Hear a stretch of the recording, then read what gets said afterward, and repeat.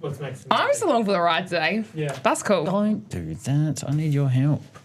I know. It will be very, very helpful. All right, you ready? No. We'll have 3 to 4 goes of this. Therapist. And with me today is Eleanor. I really tried not to laugh. Yeah, that's fine. I think Eli would have just watched me, just slowly creeping. Slowly. Here it comes. I wonder if we should start with our regular segments. Sounds good. Okay. Why don't we start with our therapeutic activity? Oh. Couldn't speak. You were holding that in the whole time as well. Well, actually, I was good, and then you went, gay, and then I was like, oh no. Yep. Anyway, I'm good. Okay.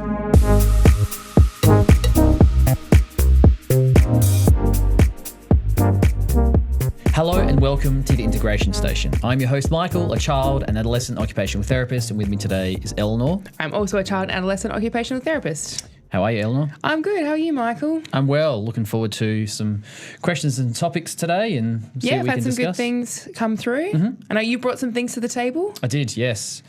And as we have every week, we have a Q&A format to try and find the fun in learning how to support the young people in our lives. If you have any questions you'd like to send to us, you can throw them through to the email, podcast@OTFC Group. Otherwise, the OTFC Group Instagram handle is where you can find us on Instagram. And we got some DMs, which is good. I thought we might start with our regular segments, though. What's the first one, Michael? Therapy activity of the week. Therapy activity of the week.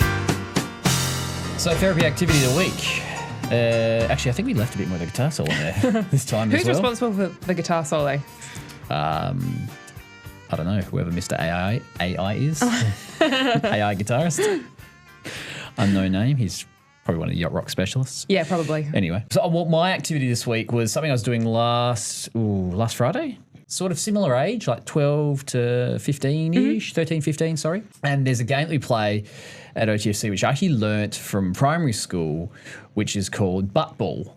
Okay. So very simply, you have a tennis ball, or some people use a handball, the bouncy balls they use for handball. Yeah, can use that. The whole aim of the game is it's essentially like you're in a squash court area. So think of a squash court. It doesn't have to be, but that certainly helps having walls either side. But if you don't, as long as you've got a large brick wall with a court, say, 2 to 3 meters wide. Yeah. And it goes back, I don't know, 6-7 meters. So it's pretty big space. But if you have a space like that, all you do is you put masking tape line up about meter high. The aim of the game, one person starts with the ball. I won't go through the rules, but essentially one person starts with the ball and they throw the ball against the wall above the line, it bounces, and then someone else has to catch it. Okay. So you can play it with 2 people. It's sort of like a throw, bounce, catch. And the aim of the game is to try and catch it on the bounce without fumbling it and dropping it. Yeah. And if you do, then you're out. Okay. So we were playing last Friday with, I think it was like 10 people in the space. Oh, that's fun. And so what happens here is that you can really grade it up. So what we do is we start at the back of the court in a line, and then you can only catch the ball of the person who threw before you. Yeah. So you're starting that line, and you have to remember the line to know who was the person whose throw you're catching. Yeah. So what happens is when people are running around catching the ball, you forget who it is. So you're keeping an eye out for that person to go, hang on, they're over there and I have to catch their ball. That means I have to get my position here. Oh. And it becomes really, it's really quite chaotic, but at the same time, like an excellent hand-eye coordination game. Yeah. And so you start in a single file, but then once you move out to catch the ball, you kind of stay on the court from there. Yeah, and then everyone's on the court until someone gets out. And so if someone gets out, then you have to remember, okay, they were in this part of the order. Now I have to catch this person's ball instead because they're out. And oh my gosh. Lots of executive functioning and hand-eye coordination. And that's just the basic rules. There are other variations, like if you throw below the line, it's a 1v1. Okay. You can catch on the full, and anyway, a whole bunch of little things in there. But it's actually a really simple game to learn. And all the people that played, like I had a couple of people that haven't really been that keen to engage in group activities. Yeah. And they were keen to do it. And then when we did it the following week, they actually wanted to play that game again. Oh, cool. Which is great. So a really good social game, and for win-loss as well, like you're out. You have to sit out. But because the game goes quite quickly, you can quickly come back in. Oh, that's good. Yeah. So, yeah. Okay. I might have to give that one a go. I often see in the plus space people doing clever things like with games like that and bringing in word association. So it's not only you're trying to remember everything that's going on in the game, but if there's a topic and then every time you catch or throw the ball, you have to talk on a particular theme and increase the level of complexity again. I always think, the therapists at Plus do that really, really well. Yeah, they do that. There was someone doing that yesterday with badminton. They were each time you have to hit the badminton, each time you hit the shuttle, you have to say a colour. Yeah, yeah. Or you had to give an animal or something. So before you hit it, you have to say it, and then people are racking their brains trying to think of something, and the shuttle's dropping, and they're really quickly trying to get the badminton racket. Anyway, so there's a lot going on, and again, it's that while the task is hand-eye coordination, what we're really trying to focus on is some of those executive functioning, that working memory, the skills about recounting information and being able to use the brain and the body at the same time for a task and being able to transfer that to other things. Yeah, that's so good. So it's, bit of fun. Yeah, that's awesome. I've got a good one. Myself and another OT, we work with siblings in the space, which is really lovely, and they're so much fun. And we were doing an activity because we've been practicing a little bit around turn taking. I think sometimes it can feel really tricky to stay present in an activity and wait for our turn. And we each had, there were 4 of us playing this game. We each had our own little station, but we'd bring something in, I'm going to bring a hopper ball into my station so I can bounce on the spot while I'm waiting for my turn. So that was really good to kind of think about what our own preferences might be to help our body remain with others in the task to make sure we're all focused on what we need to do. But we were using the Jenga blocks and a dice, and we would roll the die, and whatever it landed on, that was the number of Jenga pieces we would each get allocated. Mm-hmm. And then we had to work together to see how we could build the tallest tower with the number of Jenga blocks that we had. So it was, a bit of a discussion at the start about how we were going to do it, what approach we were going to take, guiding the next person to position where they needed to, but then trying to remain present in the group as well. So we were monitoring each other's turns and providing feedback and talking through it, which was really good. And we did have one where we did 6 pieces, and we gave a good crack to build the tallest tower that we could. But it was structural integrity needed a little bit of work. But other than that, it was really good fun. Yeah, excellent. Speaking of dice activities, I've got something later that I might talk about with regard to the use of dice. Okay. That's great.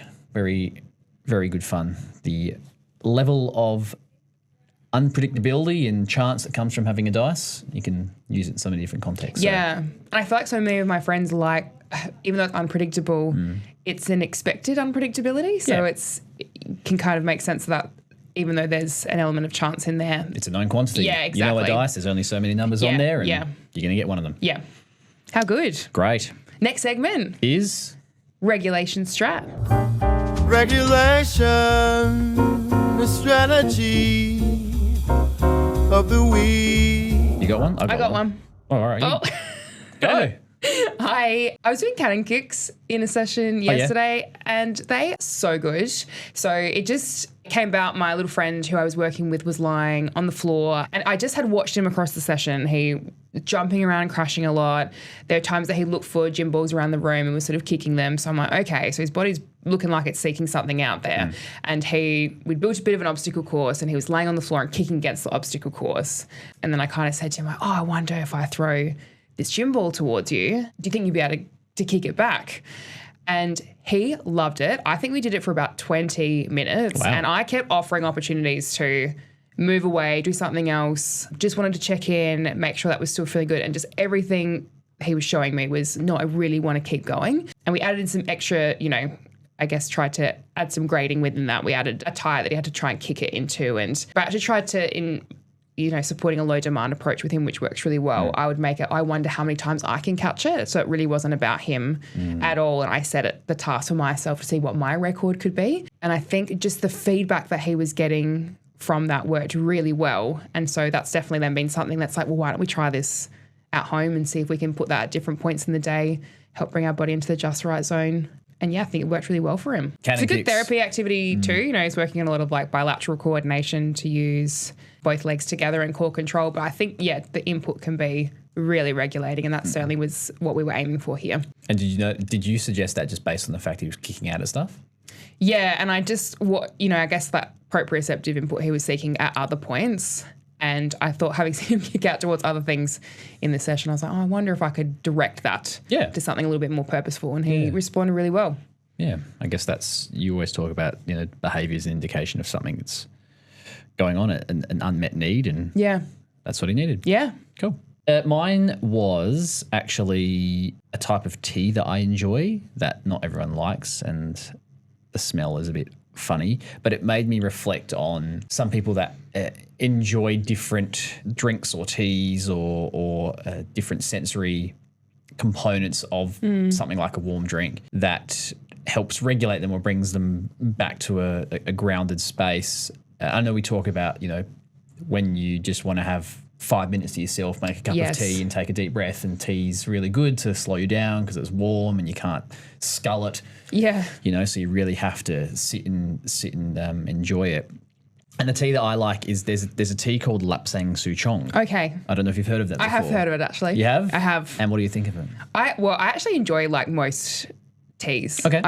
So I can definitely get around that. Yeah. So for those that don't know, it is essentially a very smoky tea. They say it smells like a bushfire because it does. It's got a very distinct, smoky, woody, smoked flavour. Do you like Russian Caravan? I do like Russian Caravan. A little bit nuttier. Okay. Anyway, this is not a tea podcast, but the whole point of the tea itself and the whole experience is that it provides this smell that I enjoy. Like I enjoy that smell, and the ability to be able to sit down and enjoy a warm drink, have that olfactory system being activated to be quite grounding, the warmth of the tea, the drink itself, holding a warm mug. Yeah. And just having that opportunity to sit, outside in a very cold morning. That some people hate that, but I actually enjoy the real frostiness of a cold morning with a warm drink. Okay. And just from a regulation perspective, it really something I certainly enjoy doing. So for those that know me, know that I drink that tea often, and they do not like the smell. I get comments about it from my son often, but I think he's gotten used to it now. So yeah, you'll be enjoying that together down the track. That's where that's going. Yeah, maybe. Look, he does like strong flavors, but yes, for anybody that's interested, have a look into it. Isn't it funny? I think the strategies that we think about as adults that we don't even realize why we're doing it, why it feels good. Mm-hmm. I think for all of those things that you just referenced can actually be very powerful in bringing you back to the present moment when your mind might be racing with other things or thinking about what you have to do for the day or all that kind of stuff, and you just bring it back to the smell and the feeling, and that's really, really nice. And I've certainly recommended some of those things to some of the adults that I've worked with. I know I worked with one in particular. We're talking about sensory supports or strategies to use to divert away from maybe other habits such as smoking and using smells and flavors and scents that do provide a similar input, but you're not smoking. Yeah. And that was, one example I use is that, I have this tea and it's very smoky and some people don't like that, but some people that really like that smell, it's a good way to replace a behaviour with something else, or replace something with something more effective that's a sensory tool as well. Yeah. And there are sensory components that you're right, we don't always process as adults or think about why we do it. We're not going to condone a cigarette for the same purposes as what you're just talking about there, are we? No, not at all. No, I'm not condoning that. But at the same time, I can understand why, some of the adults I work with may have used that in the past and the reason for it, and looking for other more effective strategies. Yeah. So today I've got a few things that I've brought to the table. I mean, we got some questions that we can go through. There are a couple of similar questions. One's actually on ATAR. Yeah. Which we can... That's into a bit of a deep dive, didn't it? Yeah, actually it did. It did. I actually had to look into that a bit. It's been a while since when I was going through, it wasn't even called an ATAR. So yes. I'm so out of the loop because I when I went and did OT, it was as a master's program, and there'd been a bit of time between when I had studied my undergraduate course and going back to study. So I had no idea what the answer was to that. So it's a good learning. Yep. So some interesting info there. But I might start actually with pet peeve. I've got a pet peeve this week. Just this week? Yep.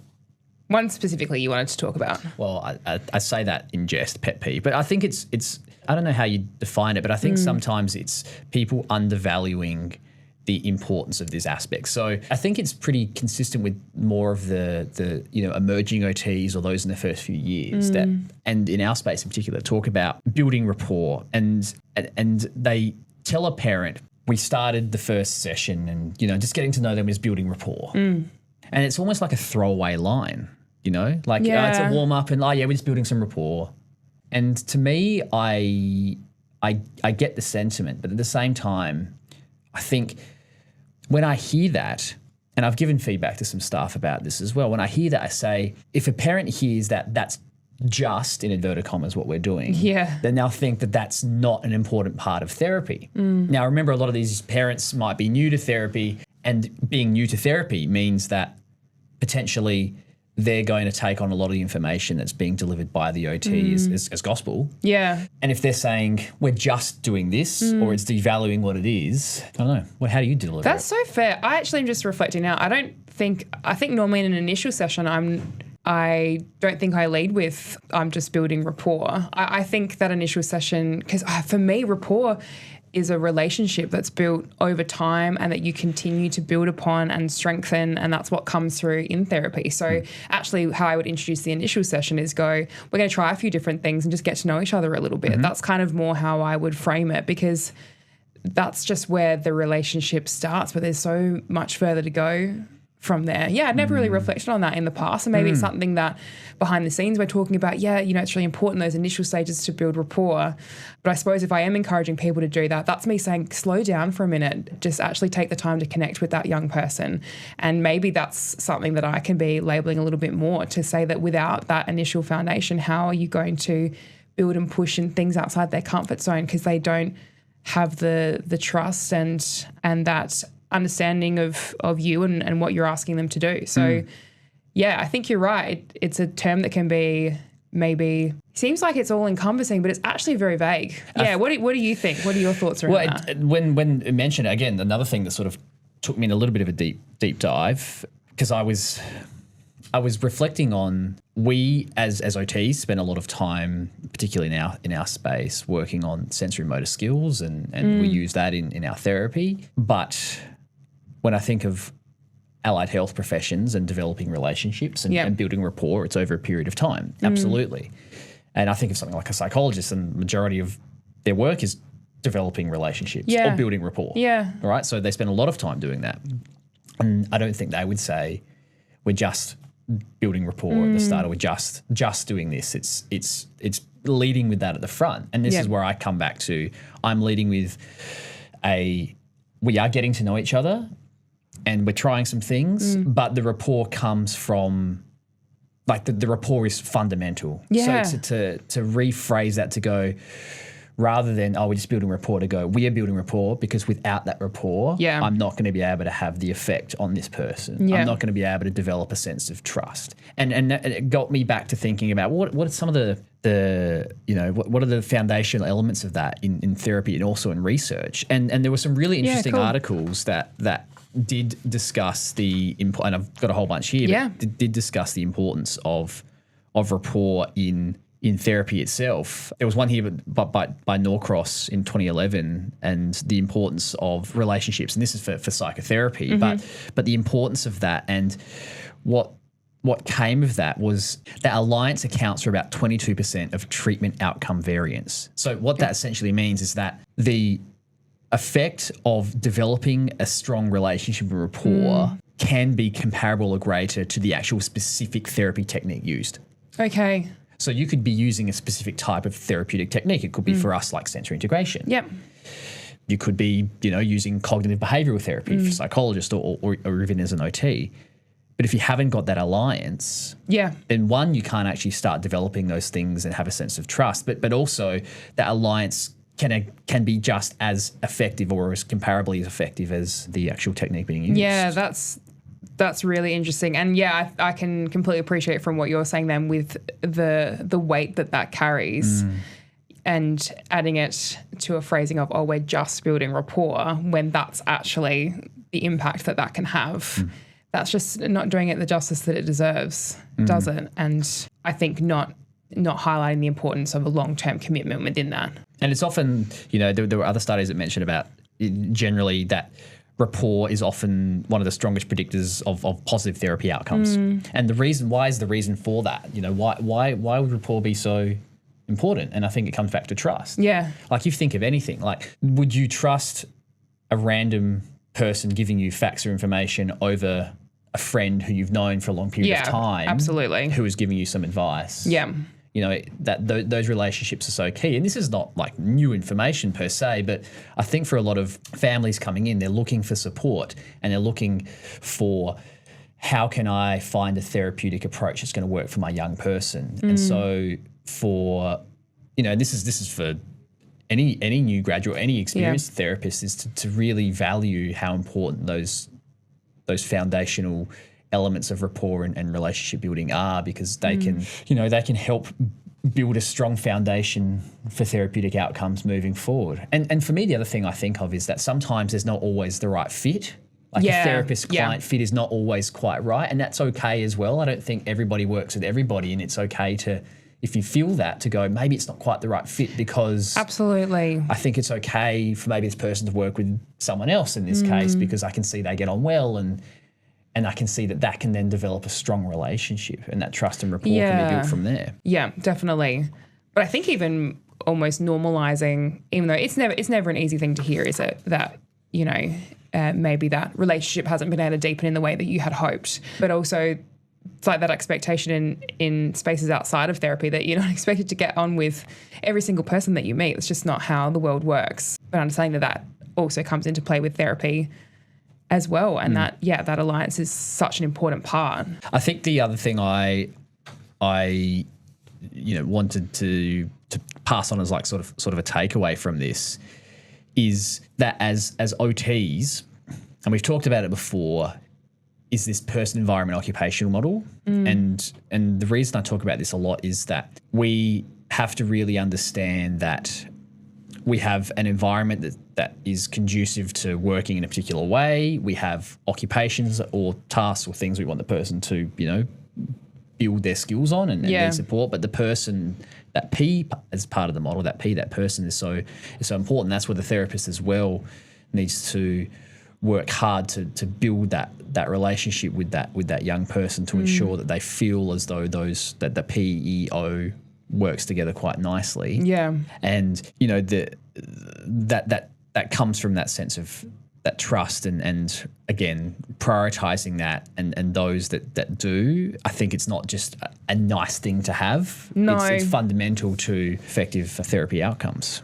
Yeah, absolutely. And I think the connection piece is huge here, and it's so important, and it's not something that, you know, for lots of kids that's not established in a single session. It's established over time, and I think that's just such an important place to start, but looking to deepen that to really support what happens from there. So I think that's a really good point. So maybe not so much a pet peeve, more of a reflection. Yeah. But certainly one that I think we should all be reflecting on as therapists is the importance of and not to undersell how key that is. Yeah, I think that's what it is. And it actually probably helps families understand too why we're spending so much time on it. Some initial time there, and why that's so valuable. You know, I've got quite a few young people that I start with, and I know parents understandably come with lots of goals that they want to work to, and they can see that potential, and they want to help them walk towards their independence and build that functional capacity. But then you start those initial sessions and you're really just following their lead and trying to find out what they like, what makes them tick, and how they like to move through the space, what kind of things they want to do. And then just even allowing them the space to do that then lets you build in things from there. But it's okay to take time in those initial sessions to go, I'm actually not in here to throw, well, hey, why don't here's my 10 ideas that we can do for this session. But it's when I feel the time is right, I'll start to bring those things in. So that feels really collaborative, and that young person's going to respond to that. Yep. Yeah, good point, Michael. Thanks. We also had a few come through on our Instagram page, and I actually thought that we could do this as more as like a little quick fire, because a few of them are really focused around strategies, and I know we've spoken a bit in the past around what some of these strategies might work on, and a lot of the ones that had come through were around heavy work ideas. And when we're talking about heavy work, I guess just to define that before I go into the questions, what that really says to me is around that proprioceptive input. So I think anything where you're working against resistance, pushing, pulling, crashing, climbing, deep pressure, all of that kind of stuff, because that's really going to tap into that sensory input that we get through our muscles, our joints, our tendons. So when we're talking about heavy work here and the ideas that follow, that's kind of where my base is from there. Do you have anything to add to that? I just got something to add on the question itself. It says heavy work / regulation or heavy work in brackets regulation. I think heavy work is one part of regulation, but there's so many other aspects that can make up regulation as well. Yes, that's very true. Like there are so many other sensory systems. I mean, I just talked before about having a cup of tea that smells like smoke. Yeah. That's a regulation strategy for me. Yeah, it is. You know, for some people, I've got kids in classrooms that smell smelly textures and that grounds them. That's there's no heavy work there. It's olfactory sense. Yep. That really helps. So more from, sorry, that's not really answering the person's question, but more from getting a broader idea of the fact that regulation doesn't just have to be heavy work. Very true. Regulation strategies can come in a variety of sensory domains. Heavy work just happens to be one of the most effective because, as we know, the proprioceptive system 99% of the time is going to be regulating. Yeah, absolutely. And I think the impact that it has on the part of the nervous system that really supports with grounding and organising. And I think it's a great equaliser. So I guess it's one that even amongst all those other sensory preferences across other areas, it's one that works for a lot of kids. So it's a great one to go for and to build in. Correct. But I think we could then, with that regulation ideas in mind, maybe we can fire off a quick other ones that tap into other systems. So the questions that we've got here is around heavy work or regulation ideas for in the classroom and before and after school and any other items that might support within that. Okay. Maybe we can do a before or after school activity idea with a little focus on heavy work, but then maybe a couple others as well. Okay. What are some of your? Before school? Yeah. Depends. At home, you can get out on the trampoline for a bit before you get to even getting into the car. Actually, the one in the car, I'd say, is just the bag on the lap. Yeah, absolutely. I mean, you can still do it in a child seat. You have something heavy on the lap, or you can be squeezing something quite tight that provides some firm pressure. Yeah. Really, really useful one. I like a little scooter board as well. I feel like it's a good one that you can kind of build into in between rooms around routines. You can kind of build it into what you're already doing at home. You can do it a few ways, but on your tummy or on your knees. So then use your arms to scoot around the place is really good. Yeah, working against your resistance and your body weight facilitated by the scooter board. Yeah. I know playground before school is a hard one to manage, but man, if that is actually something that is achievable, that can be a really helpful one as well. Agreed. Yeah. And you were mentioning, I guess, something to squish and squeeze in the car too. I think even like a calming music or even having regular music that you listen to that's part of the transition on the way to school, something predictable and familiar or something focused on just really gentle and calming can be really helpful. Yeah, favourite music's great. I know when I take my son to swimming, we always have the same sort of playlist that we listen to on the way there. I know he feels a bit anxious about going sometimes, and so one thing that certainly regulates him is having the same music playlist. He's got his favourites. Yeah. So we listen to that in the car and we sing along, and singing, it's a good one. Yeah. That's deep pressure of the mouth. Talking. Any excuse for me. provides regulation in the vocal cords and that's some other ideas there. A few little things to think about. And then for actually even the cannon kicks that I was just referring to before, that can be a really helpful thing to do. Not at school. No, probably a little bit harder at school. Yeah. Got to have enough room for a cannon kick because who knows where that ball is going. Yeah. But I guess when we're talking about before or after school too, like some of these things can be a great thing to do when you're coming home from the school day, to have an activity like that just to help decompress from a busy day, help your body reset, get some of that input, because it's hard to access that in a way that's organising sometimes at school, and then transition into the routines that you've got from there. Yeah. But yes, in the classroom or at school, I like really incidental opportunities for that. I had a friend once who just loved doing this at school, and now I just have it as a recommendation, but watering the garden. So they would get the watering can and they'd fill it up, and then you're carrying that, something heavy. And they just found that task really meaningful as well. And I guess like they're contributing to the environment, contributing to the community. So that's kind of a nice... there's a few things, I guess, that come into play there. But even those jobs in the classroom that I guess have something similar where it's maybe you're taking out the recycling or helping to carry heavy like the equipment bags for sports lessons and things like that. Yeah, anything that's Meaningful. heavy and meaningful. Yeah, that helps them feel like they're a part of something there. I think can be really nice. I think that's another key part of it is that, you can suggest a whole bunch of ideas, but if they're not meaningful or motivating for that person, it's going to be harder to adhere to those or for them to want to do those. Yeah. But if there's some meaning or if it's a task or a responsibility that incidentally adds in a regulation aspect, then that's a really, really good thing as well. Yeah, definitely. Or even like helping in the library where you might be, carrying some library books or even like pushing the cart through. If that's something that you enjoy and get value from, I think once again, you're just building in those kind of purposeful movement opportunities. What are some of your go-to ones? Sometimes I actually think that what they do in like brain breaks, I actually like when I see big, like heavy movement brain breaks with things like dancing or moving their body in a big way where the whole class is getting involved. I think so too, yeah. Because then everybody's doing it and those that need it benefits, and actually the kids really seem to like it. And sometimes they have like videos and they'll put it up on their smart boards or whatever. Yeah, and they love watch that. it and they do it and the kids love it. But if it's done in the right way with the right dance program or whatever, then you're actually getting quite a bit of heavy work if the movements allow for that. So there's some really cool ones that I've seen. Or even like those little like minute to win it challenges where it's like, who can do as many, who can do the most push-ups on their chair, just little things like that. And then it might be benefiting that one little person, but how many other people in the class are going to love that opportunity too? Absolutely. Mid-afternoon yoga. Wish that was a thing. Cosmic Kids Yoga. Yeah. Cosmic Kids Yoga. Yeah, they got heaps Cosmic of cool Kids stuff. Are the Guard Dog and the Wise Owl. Yeah, well, Guard Dog and Wise Owl's Cosmic Kids. But they've got some cool yoga things on there as well. Yeah. Yeah, it's really good. And I guess like for me, I don't know about you, hot lap around the oval is helpful for me more as like a brain break, I suppose.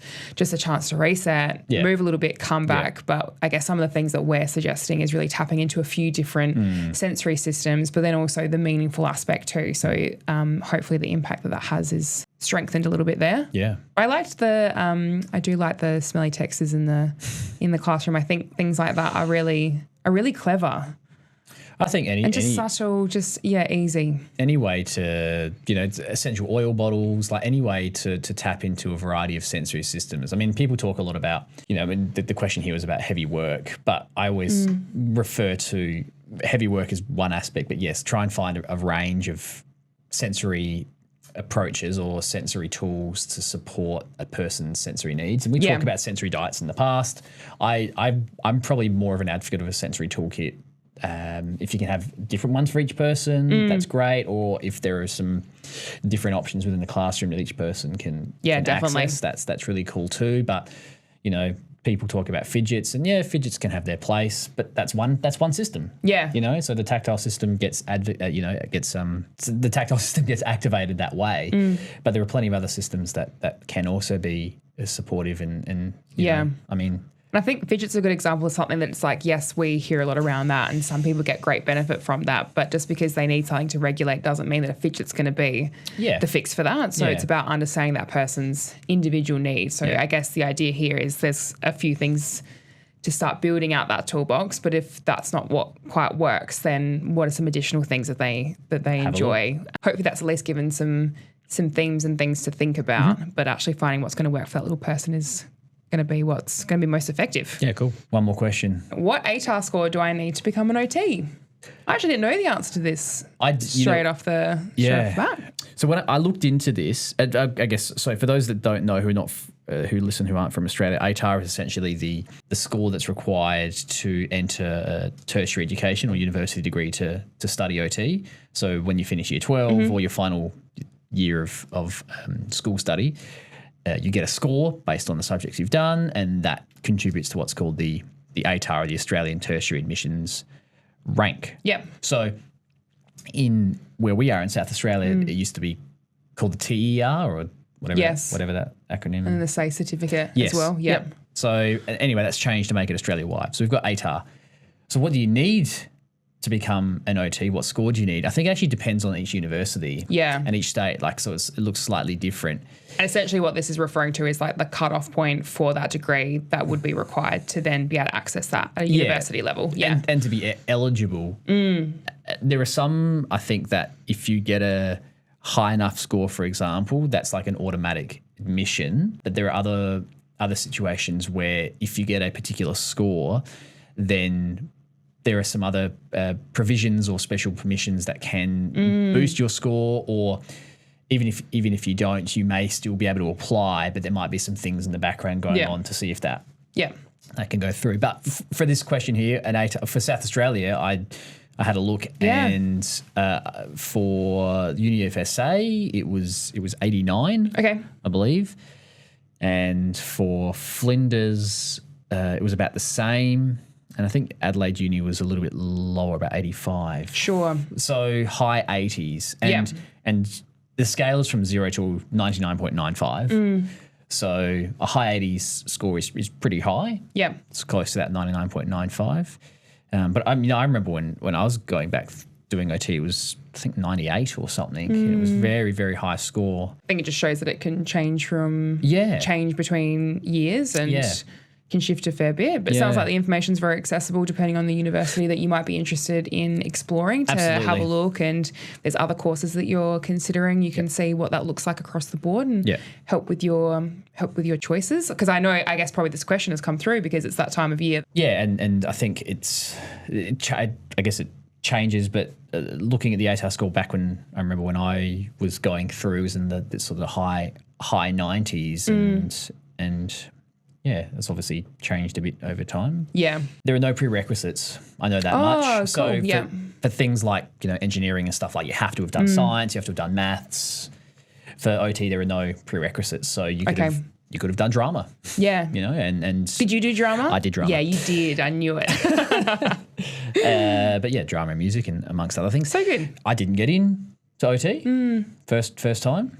It was a very high score, and I actually didn't get in that time. Yeah. So similar, I did the masters, post-grad masters. But there's a lot of pathways when it comes to studying OT, and I know that is true. A lot of people had come from human movement or health sciences, some general degrees that set some really good foundations to then move into the master's program. So yes, getting the ATAR score that you need to enter it as an undergraduate is one pathway, but there's lots of others, which is pretty cool. I mean, you could come from honours in forensic anthropological anatomy and still get into masters. So whatever. I heard someone from pharmacy also. Exactly. Yeah, very true. So lots of different ways. Plenty of pathways. Okay, well, sorry to be the bearer of bad news, but we're going to have to wrap that up there. That is disappointing because you had a study that you wanted to talk to us about. I know. I forgot about the study that Dino passed on to me. Maybe we'll leave that for next time. Sounds good. I think we talked too much, but that's okay. I think we can talk about a couple of things next week. There was also the pinch protocol, which I did want to mention. Yeah. We can do that next week. That's right. We set ourselves a bit of an agenda. Excellent. But if there are questions that come through, we can always also answer those. Yep. So if you do have any, podcast OTFC group.